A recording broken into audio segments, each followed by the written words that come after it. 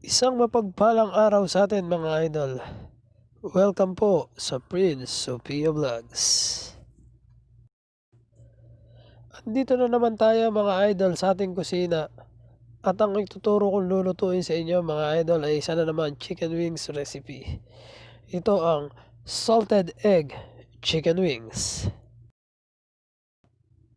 Pero bago yan mga idol, ay huwag niyong kalimutang i-like ang video na ito.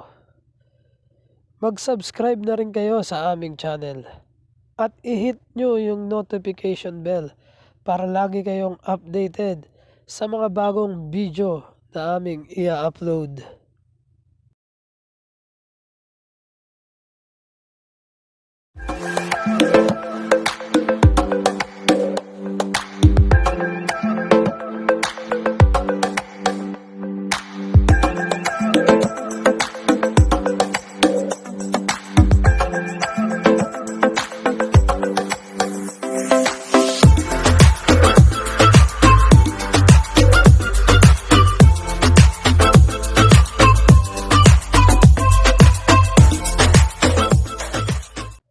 Ang ating mga sangkap, chicken wings, paminta, all-purpose flour, at patis.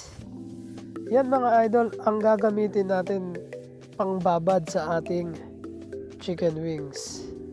Yes mga idol, kailangan nating ibabad yung chicken wings natin para manuot yung lasa hanggang sa loob ng ating manok. Madali lang ang gagawin natin dyan mga idol. Pagsasama-samahin lang natin yung mga sangkap na yan. Yung patis, tapos yung ating paminta at yung ating all-purpose flour. Pagsasama-samahin lang natin lahat yan mga idol.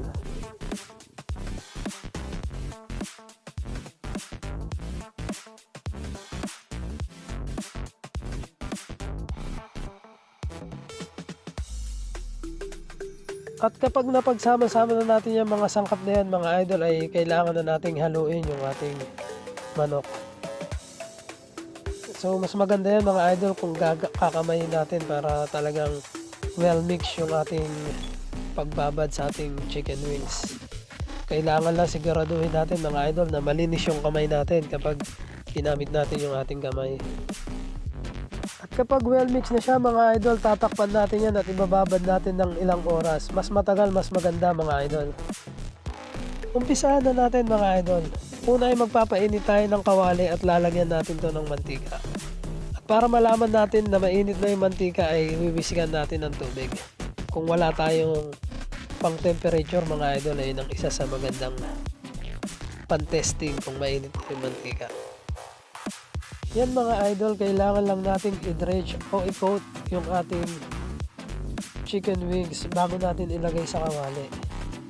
Make sure lang natin mga idol na well coated yung ating mga chicken wings bago natin ilagay dyan sa kawali.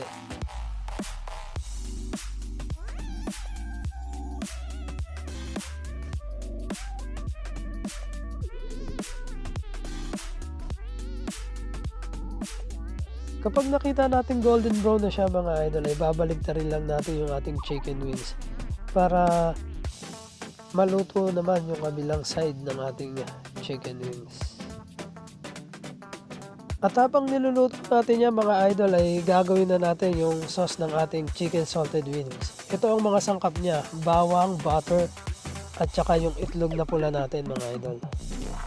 So magsalang ulit tayo ng pan mga idol, at pag mainit na yung pan natin ay lalagay natin yung butter. So hahaluin lang natin siya mga idol hanggang sa malusaw na yung butter natin. Yan mga idol, pag natunaw na yung butter natin ay isusunod natin yung ating bawang. Tapos haluin lang natin yan mga idol para hindi manikit doon sa kawali natin. At hintayin lang natin mag golden brown yung ating bawang mga idol.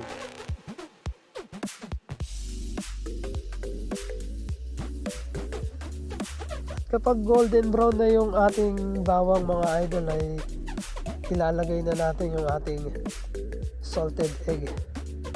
Yes mga idol, yung dilaw lang ng ating salted egg ang kukuhanin natin o yung egg yolk. Yun lang ang kukuhanin natin mga idol. Yung puti hindi natin isasama dyan mga idol.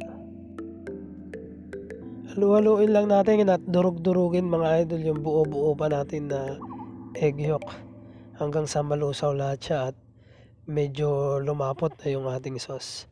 At kapag medyo malapot na yung sauce natin mga idol, ilalagay na natin yung ating chicken wings.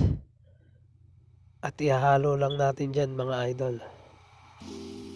Make sure lang natin mga idol na well coated na nung sauce natin yung ating chicken wings. Kailangan ay lalagyan lahat ng sauce yung ating chicken wings. Pagkatapos nyan mga idol ay ready to serve na ang ating salted chicken wings.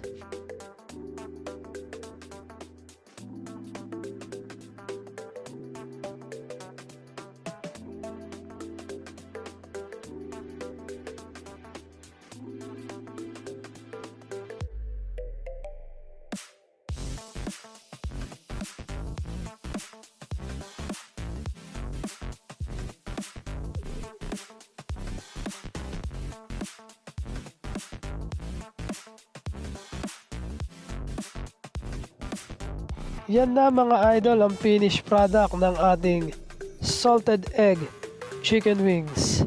Napakasarap niyang iterno sa mainit na kanin mga idol. O kahit papakin habang nanonood kasama ang pamilya. Nakita niyo naman mga idol kung gaano kadali at kasimple ang pagluluto ng salted chicken wings. At kung gusto mo ring gayahin o ipagluto ang iyong mga mahal sa buhay, ay bisitahin mo ang description below at ilalagay ko doon ang eksaktong sangkap ng ating salted egg chicken wings. Hindi mo na kailangan pumunta sa mga mall o sa mga sikat na restaurant para makatikim ng salted egg chicken wings. Ikaw na mismo ang magluto para sa iyong mga mahal sa buhay. Makakatipid ka na ng malaki, makakabanding mo pa ang iyong pamilya. Maraming salamat mga idol. At tayo ay naka 1K subscriber na. Mega shout out sa aking team Tambayan Family. Maraming salamat sa inyong tiwala at suporta. Maraming salamat mga idol. Sana ay patuloy pang dumami ang ating subscriber at manonood.